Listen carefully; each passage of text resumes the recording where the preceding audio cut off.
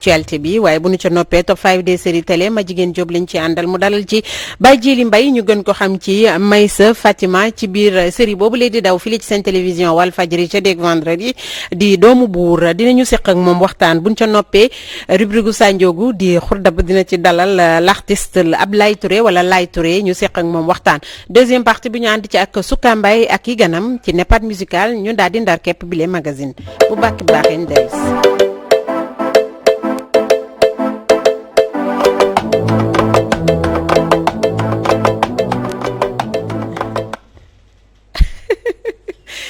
Souka ñëw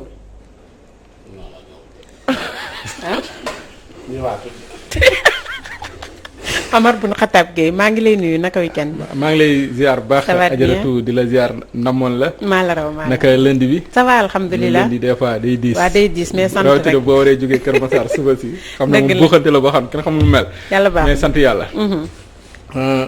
Omar Gueye na nga wax ci début bi nga ñëwaat bun Xataab. Omar bun Xataab waaw bun Xataab mooy nom de guerre bi. ma ko ciy boole. dafa am nom de guerre dafa am noowu ci biti mais nom de guerre dafa am. d'accord bun Xataab bi. c'est bien. jeex na c'est à ta convenance. ñu lay gërëm bu baax ajaratu. di nuyu maa jigéen ñu ngi koy ziar bu baax a baax. di nuyu El Hadji Ndiogu Meng saa dafa mel ni daa am ku ko réussi si suba si. waaw ñu koy ziar bu baax sama xarit bi ak ganu maa jigéen kenn du présenté ganu jàmbur di nuyu Ablaye sama copain ak waa régie caméraman yëpp ñu ngi leen di ziar ci kanam incha allah rek comme chaque lundi. dañuy indi actualité waxtaan ci arrestation yi ak jàpp yi bari yi am ci jamono yi. ñeen mbiri Ousmane Sonko incha allah dinañ ko waxtaanee ci kanam. en quelque sorte dañuy def round up daal ci actualité bi yëpp. d'accord am na solo. Sanjoogu tey bi ngay jóge sa kër ku la waajal. comme dab Njilaan ma waajal Njilaan moom waajalu la. ma dugg ci xanaa da nga am foo jàdd kon. waaw da nga may déglu dégluwuma la sa yére bii nga fi sol tey xaw ma foo ko teg. mel ni Binta sax buy jàng yéreem du mel nii. nga war a ñëw toog fii ak sa yére bu tilim bii. Sanjoogu lii ma bu ko jiiñ ceinture oto bu ko jiiñ oto bu ko jiiñ mécanicien waaw. mécanicien la sa yére bii nga xëy sama oto demoon ca garage ba mécanicien yi di takk seen oto yi kii ceinture bi takkal ceinture ba iwil ma ñëw takk ko moo ma takkal maa ngi waxaat mécanicien yi nga xamante bi ñoo ma def jëf ji ñoom nuuru ñu ngi leen di wax ne leen bu ëllëgee nañuy fomp ceinture bi parce que jël ceinture ñi laan bu wàccee nga lijjanti ko du benn mécanicien voilà waaw jërëjëf ñi laan xam na lépp di dem ba Touba Mbacke di nuyu xalifa général des mourides Serigne Mountakha waaye di nuyu sama Serigne sama xarit Serigne Sidi mu Serigne Abdou Lahad Mbacke di ko ñaanal jàmm di ko ñaanal mu yàgg fi loolu Mbacke te ànd ak wér di nuyu Serigne Khadim ne ca kër ga ñu ngi koy nuyu baax Serigne Khadim Fall di nuyu Serigne Abdou Karim Mbacke borom Makarim wax la di nuyu kilifa diine yi ci biir réew mi yëpp di nuyu Cheikh Bara Ndiaye borom def gis borom jàngat bu rëy bi nga xam ni jamono ji ñu toll nii moom defe naa ni lam jàngat boobu la gars yi di partagé ca partout dans le monde ñu ngi koy partagé mi ngi wër àddina mais di nuyu baax sunu xarit tamit Serigne Medoune Sey koo koy borom tawfeex ñi ngi koy nuyu di ko ñaanal jàmm di sant di gërëm bu baax a baax ñi nga xam ni ñoo bokk plateau bi nuyu nañ Mama Dieynaba Fall mooy borom Guédiawaye ñu ngi koy nuyu bu baax di ko ziar di nuyu tamit sunu tonton monsieur Lo di ko ñaanal jàmm di nuyu sénégalais yëpp yi nga xam ni ñu ngi ñuy teewlu ajaratu Betty Mbu ñi ngi noonu jërëjëf sutura dafa baax ci doomu aadama yow suturaaloo ma woon di keroog ba ñeex ba tuuroo sama yére fii moom chacun à son tour chez le coiffeur ma jigéen Diop maa ngi lay nuyu naka weekend bi naka waa Thiès ñëpp a ngi si kii day déglu néew baax kii mu takk dugal ci nopp bi day déglu alhamdulilah yow mënoo maa bàyyi écoute maa lay fay ajaratu di la ziar bu baax a baax di wax ne kontaan naa di wax musoo bi tam rafet na macha allah di nuyu Omar nuyu Sanjoogu maa ngi lay nuyu dégg nga di nuyu sama invité bi di nuyu téléspectateur yëpp di ziar képp koo xam ne rek yaa ngi teewlu Takk Show di la wax léegi ak sama invité ci top 5 des séries télé boobu les invité sax naka la ñuy nuyu Baye Djily Mbaye Baye Djily ñu ngi lay nuyu am plaisir recevoir la ci bile plateau ça va bien. oui ça va bien biti maa ngi lay nuyu di nuyu suma grand saa maa jigéen maa ngi lay nuyu le grand ñu ngi leen di nuyu bu baax maa jigéen waxal maa jigéen maa jigéen d'accord waaw maa jigéen moom xam nga dama ko tàmm quoi parce que film bi ni ma koy waxee dama ci am yëg-yëg dëgg la maa jigéen am na lan ngay def nii waaw ca nuyoo ba pare ñu ñëw ci waxtaan. nuyu naa ñëpp quoi di nuyu sama dëkk Touba. d'accord parce que à chaque fois li may wax rek dañuy fier pour dëkk Touba. dañuy fier pour nekk Bawol. macha allah ne ko saa di waxee fu ñu teew couleur Bawol bi la ñuy jël symboliser ko. am na solo moom la ñuy porter quoi. wala ngaa indi laafa bi nag. laafa bi waaw laaf Bawol bi xanaa. am na solo dinañ dikkee léegi ci waxtaan ci kanam tuuti lay doon gannaaw nag lu ay di njàmbat Régis ngeen jox ñu tampon ñu dellu si.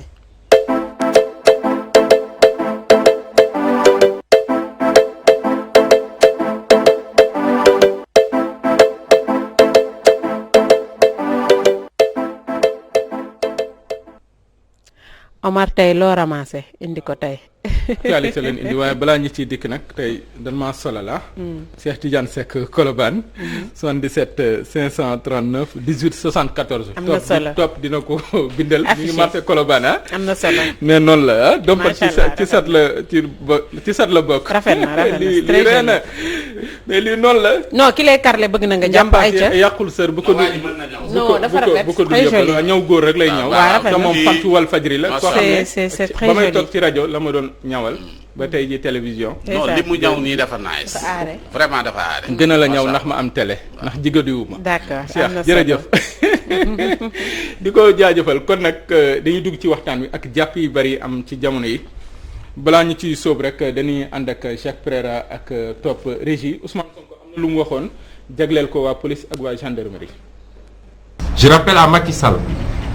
que les gens ne supportent pas le sentiment d'injustice. La pauvreté, le froid, la faim même sont plus supportables que l'injustice. Que l'injustice appelle l'injustice. Mais au peuple sénégalais, parce que c'est important, nous ne devons plus être un peuple spectateur et observateur, restant dans les salons à commenter. Au peuple sénégalais, je dis ceci. Le sentiment d'injustice ne suffit pas pour vaincre l'injustice. Ma conviction, c'est que 99% du peuple sont conscients de l'injustice quotidienne du régime Macky Sall, de la dictature même qui est en train d'être instaurée au Sénégal. Mais je dis à ce peuple-là, il ne suffit pas d'en éprouver le sentiment, puisque le simple sentiment d'injustice ne suffit pas pour vaincre l'injustice. À notre gendarmerie nationale, votre devise est l'honneur et patrie. Votre devise est honneur et patrie. Telle a été votre attitude exemplaire dans la conduite impartiale de cette enquête, malgré les pressions énormes des comploteurs. C'est cette gendarmerie-là, éminente institution de notre République,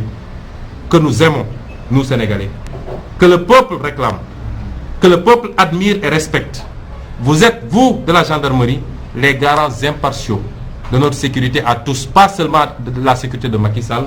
pas seulement la sécurité de son clan, mais vous êtes les garants impartiaux de notre sécurité à tous. À la police nationale, je dis que vous êtes des citoyens comme tous. Nous vous savons très majoritairement patriotes. Faites votre travail, certes, mais évitez de verser dans toute violence et excès de zèle répressif. mu doon Ousmane Sonko ginnaaw bi muy dajeek taskatu xabaar yi kàddu yu mu yëkkati jëmee ko ci ñii di waa police ak waa gendarmerie mu ne toog rek ci salon télé yi ak rajo wala bokk seen biir kër di waxtaan naan ànduma ci lii mu ne loolu mënul faj dara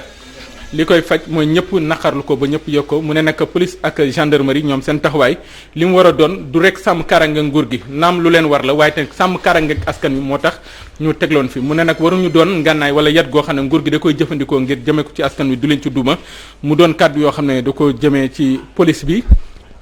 nag ak askan wi jamono yi am diggante bi mooy loo xam ne bu dee am nañu bett man bettuma ndaxte premier jour couvre-feu état d'urgence fii ci même réew du Sénégal ci jamono bi naan première vague ci bis bu njëkk dama ne li ñu teg dañ ko teg rek pour am fu ñu jëm ak sénégalais yi ñi ma doon topp yëpp ba tey ji nag weddeegun loolu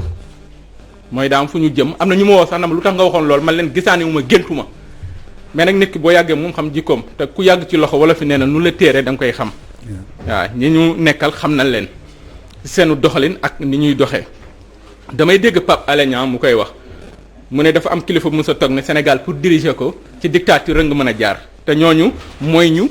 jiite boppu réew mi tey dictature mooy lan di biiru di bummi maa ko sañ a wax maa ko sañ a def tey jii fi ñu toll ci Ndakaaru tey jii yéenikaay bi ñu xëyee nee nan lu toll ci ñeent fukk ak juróom-ñaari doomi aadama teg nañ leen loxo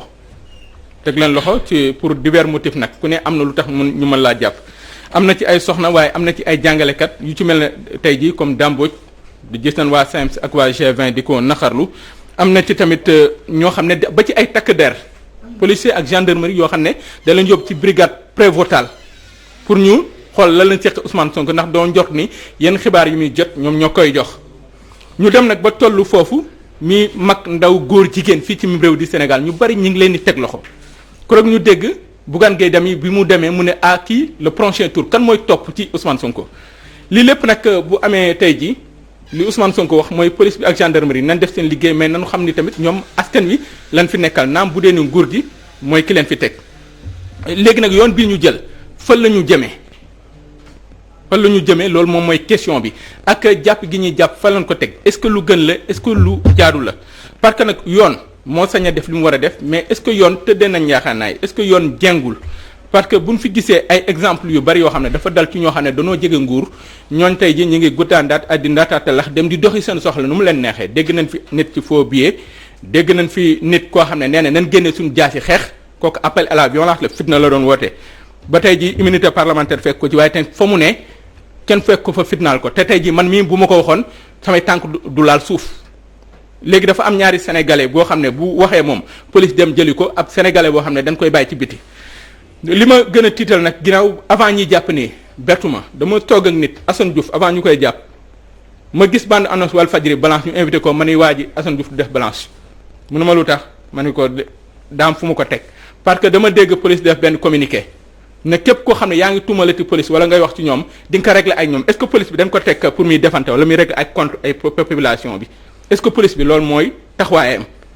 parce que bu dee police bi askan wi la fi nekkal warul defante ak askan wi mais bu ñu demee ba communiqué jógee ci police ñu mel ne day napp nit ñi te man musuma dégg ci Sénégal di jamais vu ci Abdoulaye Wade ba ma xàmmee ba tey ji gis police nekk ci posture boobu maanaam jàkkaarloog askanam am di leen artu mais aussi du leen tëkku. fi may jeexalee rek mooy kàddu Alioune Tine pourquoi ma indi ko tey jii ci une bi Walf Quotidien bu ñu demee dina fa fekk Alioune Tine mu def waxtaan wu am solo Alioune Tine dafa ne mus naa ko wax benn bis daf ne bu ñu demee ba amatuñu opposant maanaam ay leaders yi jàkkaarloo nguur gi dañuy am ay nit yu dul xàmmee te bu boobu moo gën a dangereux maanaam ñoom benn opposition boo xam duñ xam ñan moo leen jiite duñ am benn leader moo nekk ci seen kanam te wax boobu Alioune Tine wax bu jër a bàyyi xel la parce que Mali ATT demoon na ba toll ci niveau boobu fan la Mali mujj tey jii ba opposition ñàkkee Mali la ne ñeneen génn tey jii ñi ngi dégg ci kër Seydou Diouf xamuñu ñu ko def xamuñu ñan la ak naka la ay nit yu encagoulé Sénégal mësul egg ci niveau boobu lan mooy pousser nit ñi ba ñu sës ci mbir bi ba mën di encagoulé dem di lakk këru jàmbur bu dee ni sax buñ gëstoo ba ci biir ak lakk geeg na mu demee ak Seydou Diouf fekk ñu ko fa ak njabootam mën nañ ci xalaat lu bari mais du lu ñuy rafetlu kon nguur gi tey jii bu dee dafa nasaxal lépp lu nekk ci kanamam tey jii lan lay jàkkaar loolu moom mooy danger bi kon est-ce que tëj gi ak jàppe gi pexe la waaye tamit est-ce que saafara la fi réew mi toll ak nan lañ war a def pour régler ce problème parce que ne problème bi dañ ko jàppee lu tuuti mais li naan ñax bu wow mën naa lakkaale bu tooy dafa mel ni Sénégal ci niveau boobu la toll te ku ko xeeb rek mën nga xeeb nag loo xam ne mën na indi daay ci réew mi ñu ànd ci d'abord ak maa jigéen jàpp gi bari ci réew mi tey jii mën nañ wax ni ba ci man mi toog wala keneen ak kenn muccatul parce que ku ne mën na la fekk nga toog ne la wuy jul suba est-ce que loolu mooy rôle police. son yu bu wax dëgg yàlla police de dañ ko fi tegoon pour Omar excusez-moi police dañ ko fi tegoon pour ku jaarul si yoon mu jaarale la si yoon. donc suñu demee ba tey jii nag suñu njiit yi ñoom ñooy si ni ma déggee ñoom ñooy joxe ordre à ce que ñi nga xamante ne nii peut-être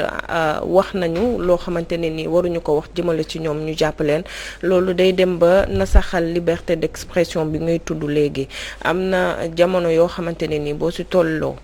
nit ki suy manifester dara rek am na lu tax mu jóg kon donc yenn mbir yi ci boppam ñoom buñ ko éviter woon amaana kenn du leen jàpp mais képp ku ci génn di manifester rek am na lu tax yow nga génn parce que soo laalee nit koo xamante ne nii daf da nga ko yaakaar ëllëg ngir sa réew mën a defaru ñu tuumaal ko yenn yi nga génn di ñaxtu te ñoom ñooñu nga xam ne ñoom ñooy jàppe tey démb ba ñu nekkee ci opposition bi dañ daan faral di gis ñoom tamit ñuy génn di manifester parce que loo doon aaye rek loo doon def yow tey nga bëgg ko aaye sénégalais yi dinañ taxaw ne kii kon la mu doon def démb lan moo waral jëf-jëf ci tey mais comme que gars yi nag dinañ au fur et à mesure ñuy jàpp ni ci rek dinañ dem ba toll foo xamante ne ni nit yi dinañ fippu te dootuñu nangooti arrestation yi maa ngi dégg waa GV ñoom nee nañu dañuy dem grève parce que seen naataango boobu di dàmbuj ñu jàpp ak ñeneen ak ñeneen loolu lépp amaana am na yeneen problème yoo xamante ne ni mi ngi biir Sénégal ñu réglé ko te réglé wuñu ko nekk ci yoo xamante ne ni jàpp naa ne amul benn sens réglé yeneen i problème yu yitteel askan wi moo ko gën. Sandiogou. waaw jërëjëf macha allah thème bi am na solo te it waxtaan wi macha allah dëju na mais li am solo ci àdduna dafa am yoo xamante ni yaa ngi demandé ne fan la réew mi jëm fi mu jëm ci jàmm waaye nag balaa ñuy yegg ci jàmm dafa mel ni dafa am ay mbir yoo xam ni war nañ ko traversé pour mën a yegg ci jàmm jooju loolu nag lii lenn la ci rek loo xamante ni bi mais jàpp naa ni Sénégal mën na fi jaaree tabaxu ba faw ci kaw yi nga xamante ni bii tey li lay wan ne le même système bi Ousmane Sonko doon wax moo fi ne ba tey parce que lañ doon bañal Ablaye Wade tey ji loolu moo fi ne pour ñu génn ci lii lépp nag il faut ñu changer système bi avec yeneen Sénégal politiciens yu neuf yu bees tàq yoo xam ni duñu lenn ci système bi fi romb parce que système bi fi romb joué nañ ak ñoom depuis 1960 ba nëga ni ñun ñëpp traversé nañ ko Sénégal di gën a reculer di gën a dellu ginnaaw ñoom ñëpp lenn mooy li leen jitteel parce que ku ci daan dugg ci politique genn wàll gi yëpp wane nañ ni diirëb at yi di dem que ni seen bopp dong mooy li leen yitteel waaye du réew loolu nag ñoom ñi nga xam ne ñoo ko doon wane yëpp nag je pense que ni ñi ngi dajaloo sax encore fi mu toll nii parce que le fait que opposition di dem di rallier wu opposition bi rallier yëpp mooy benn système bi ñu ngi rallier wu derrière ki nga xamante ni mooy ki jiite réew mi tey mu mel ni am na beneen classe politique boo xam ni mi ngi taxawee na le jàkkaarloog ñoom loolu nag bu fekkente ni bii Sénégal toll na foofu jàpp naa ni fi Sénégal jëm fu neex la waaye nag bu ñu gisee rek li nga xam ne mooy partie visible de l'iceberg nit ñi dañuy jàpp ni Sénégal a ngi dugg ci guuta mais li ñuy xeex ak ñoom daam mbooj ak ñoom ban idéal lan la ñuy xeex Sénégal gu njub tegu ci njub maanaam yoon tegu ci yoon loolu rek moo tax ñuy xeex te tey boo tegee waxi Macky Sall démb mu mere la tey parce que démb bi muy xeex lii ñoom daam mbooj di xeex ñoom Guy Marius Sagna di ko xeex ñoom Clédor di ko xeex lii la doon xeex démb léegi nag lan moo waral ci diggante bi moom mi ko doon xeex démb tey muy doxalee la mu doon xeex démb tey muy doxalee noonu kon loolu moo lay wan ne la rek système bi ci jëmmi boppam mooy système boo xam ni baaxul nee naa la nag li ñuy wax ne li nga xam ni moom la ñuy wax njàmbaar il la ci géejug tiitaange waaye nag du tere nit ñi xuus jéggi loolu mooy wanek njàmbaar bu yeboo mu xam ni mënut a tëj Sénégalais yëpp c'est pas possible mënta ne que ni pour ñu tere nit ñi wax c'est pas possible buñ demee tey ba Sénégalais yi di kagulewu lan moo indi kagulewu c'est parce que ñoom ñoo monté ay caméras de surveillance pour xoqatal nit ñi wan leen ne leen fu ngeen wutee pexe rek am na ñuy pexe loolu moo indi kagulewu Sénégal mu see yegg waaye caméra surveillance yi ñu doon teg yëpp nga defee ne maire bi jaay jën pour ñu buñ ko agressé la ndekete du pour ñoom wa ilaa ki nga xam ne mooy paa bi guddee wàcc ñu agressé ko pour ñu mën ko jàpp ndekete du pour ñoom ndekete ñoom dañu def ay caméra de surveillance uniquement pour seen propre sécurité moo leen jaral yenn investissement yi léegi nag ña nga xam ne ñi ngi def yenn ñaawteef yi daal di wut beneen pexe parce que budut bii rek di bee loolu mooy mbir mi Ajaratu nan nga jàngatee situation bi y'a 17 femmes de Pastef yoo xam ne ñi ngi ci kanamu yoon en tant que soxna noo gisee situation boobu. en tant que soxna du ma neex te duma ko rafetlu. parce que ñoom dañu ànd ak seen leader. ñoo koy accuser bu ñii génnee ñeneen génn et c'est de bonne guerre parce que aussi ñoom bu ñu génnee. wax dénoncer jàpp fekk leen fa man gis nga nag Omar ma waxati ko ñu ne wax li ma wax man gis nga man vraiment man am Ousmane indi aji jàppal Pastef jàppal APR man vraiment pour man li ma wax rek am na on a d'autres priorités yi nga xamante ni ci lañ war a tourner wu que ay arrêté ay nit ay téye ay nit ay nangam ak nangam li fi sooxee dafa bari autant ñu tourné wu ci loolu moo gën ñu nekk di ay arrêté ay nit ak ay jàngalekat ak ay amul sens man pour man bokk amul sens kon yow borom Touba waa Touba ñu ngi lay ziar baax am nga ci xalaat ci réew mi Baye Djili tur bee neex Baye Djili Mbaye El Hadj Djili waaye léegi au niveau de Touba ñun Dakar fii gis nga gars yi ngi jàpp est-ce que Touba ambiance bi am fii moo fa am ci coowal Ousmane Sonko. non Touba nag moom dafa am kilifa gu fa nekk. Touba ñun ci li ñuy dox mooy ci ndigal. ñun moom daanaka ci li ñu ëpp lu ñuy dox mooy ndigal jug na. sëñ bi moom bu nee nañ def nàngam. ñu def. bu nee tekk nag ñu ni tekk quoi. parce que ñun li ñuy yëngatu bariwul. saa bu ñu ko defee rek ndigal moo jug daal. jàpp yi bari noo gisee. waaw xam nga Sénégal moom li may wax rek. ku fi toog. ak ki nekk ak ki bëgg a ñëw yëpp. nañu xool intérêt. Sénégal quoi te bañ a xool intérêt personnel. waaw mais saalaay lii rek balaa ñuy tëj da ngay dégg appel à l'insurrection wala ñu ne rébellion wala atteinte à la sûreté de l'État maanaam yu rëy maanaam ñi ñuy jàpp yu rëy yooyu la ñuy teg seen kaw ça est-ce que loolu ëppul fooyee genre baat yi mel noonu parce que tàmmuñu ko de. Sénégal li ñu fi fooyee dafa bari de day dem ba yenn baat yi sax dootul amati valeur. c'est que même fi mu toll nii li ñuy fooyee justice rek moo tax kenn waratul justice. parce que daan jël justice ba jël justice dóor ci Omar. suba ma jël justice làq ci Betty te waroon ko ci duma. justice waroon koo duma ma làq ko Omar mii mu leer ma ni ma kii ma dugal sama loxo justice dangay fawee mbir ba mbir moomu dootul crédible. tey jii bu leeroon ñëpp de justice bi maandu na. coow du jib. mais lu waral coow jib wóolu wuñ mbir mi fu mu jëm parce que dañ ñaan loxo politique yi ci ginnaaw. médecin yaa ngi wax boobu ba nëga ni corona nit ñi gëmuñu ko lu tax politique moo yàq lépp. maanaam lépp lu gars yi di xool léegi dañ ciy gis ni est-ce que du loxo politique a ci dugg. donc dañoo yàq nañ lu bari. waaw yàq nañ lu bari fi mu toll nii loolu nag muuy yi tamit ñuy wax ni dañuy dem ba muuy tolluwaay bi mu waroon a am dootu ko am. tey bu ñu la waxee ne la dàmbooj appel à kii appel te amu ci lenn loo xamante ni gis nga ko ci. donc dañuy waxante dëgg. te waa ji nga xam ne ki ko fi def publiquement mu leer nañ. ki ne nañ génne jaas yi. kenn wax ko dara donc. dañoo waxante dëgg. li Betty wax daal mooy laytaay wax ki mooy ñu weesu li songu priorité li ma koy faral di wax rek ñu moytu doon ay détaillants te doon ay grossistes waxtaani réew mi parce que li fi nekk nag ci ay lu ñu war a saafara dafa bari ñu jël loo xam ne dañ ko waroon yóbbu émission Jommet traité ko une journée weesu ko mais ay nit nekk fa di ruube ak di badax rek te daal mun na egg fu ñu ko bëggeewul kon ñu ngi ñaan yàlla rek jàmm tegu ci. waaw réew mi ñëpp am jàmm. ci jàmm la jëm réew mi. ñëpp am jàmm waaye tey ñi ngi jàpp ñu bàyyi leen parce que aussi dañoo am njaboot ah. kon nag di gërëm ñëpp di leen sant mu doonoon tey rek waxtaan wi ñeewloon ñu teg kaso ci waxtu yi ak jàpp gi leen jàpp am na ay motif nag mais ñu ngi leen di gërëm di leen sant di gërëm waa RIG caméraman yi.